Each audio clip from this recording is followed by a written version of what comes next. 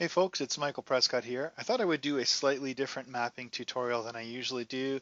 And this time I wanted to show you how I do coastlines for wilderness maps. I've done a few of those lately, and I have a technique. It's not as fancy as the elaborate freehanding of some of the people like Joseph Vandel can do. I'm not quite sure how they manage to produce these, wonderfully ornate and realistic looking coastlines. I can't do that, so I'm going to show you my technique and think you'll be able to use it. So what I do is I start by making sure I have a nice hexagonal brush. So I've got one here, but let's just delete that and I'll show you how I make one.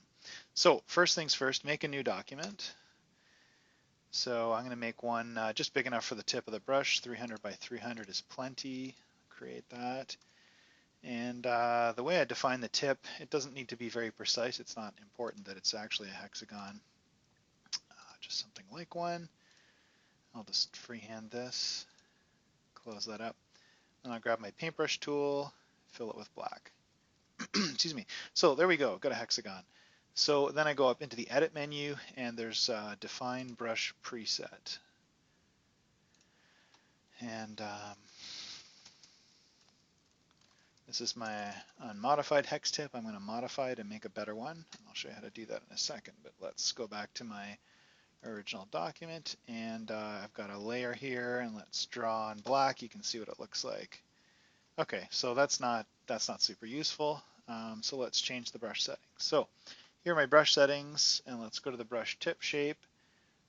Space it out a little bit so you can get a bit of a edge variation in your coastline, something like that.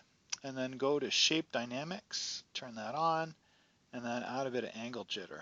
And not too much because it seems to straighten out again, but then somewhere about here you get a nice interesting crinkle to it. Okay, that's good. So now my brush, oops, that was on erase mode. Let me just quickly do that again. Change the spacing and the angle jitter. Okay, so here's my brush. That's what it looks like. Okay, so now let's talk about how to make an island. So first of all, let me just save that brush as hex brush. I won't include the tool settings because I need to switch back and forth between my brush and my eraser. And I'm good to go. And when I draw small, looks like that. Good. Okay.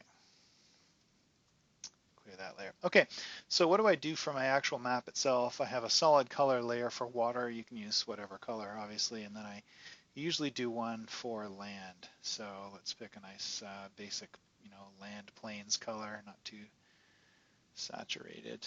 And this is my land. And then let's invert that. So now what I can do is by painting in white on this layer with my brush, with my hex brush, I'm now painting land. So let's just tweak that color a little bit, make it a bit brighter.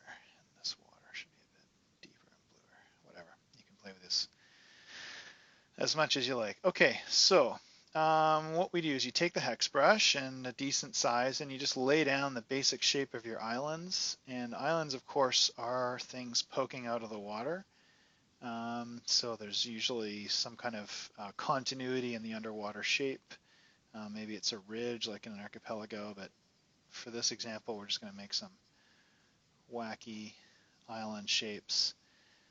So that's okay, it doesn't look super natural. Where the magic comes in is when I erase. So I take my same hex brush, I shift it down a size, and then I just go and erase the coastline, and it has this delightful look, like much more naturalistic. And what's fun is if you just don't even aim that much, just kind of sloppily go around it and leave little bits, and it has this neat kind of effect, like islands that have been partly flooded with water. So I think you'll agree that's a pretty fast way to make a neat little coastline.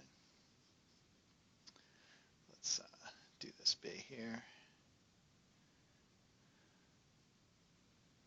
You can see I'm being really sloppy and careless with this one.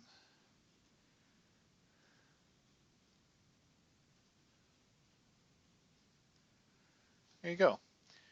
Super fast coastlines, and then if you want to fancy it up with a little black stroke, you can do that. You can do lots of effects like, drop shadows. But there it is. There's the basic way for doing coastlines with your own hex brush. Thanks for watching.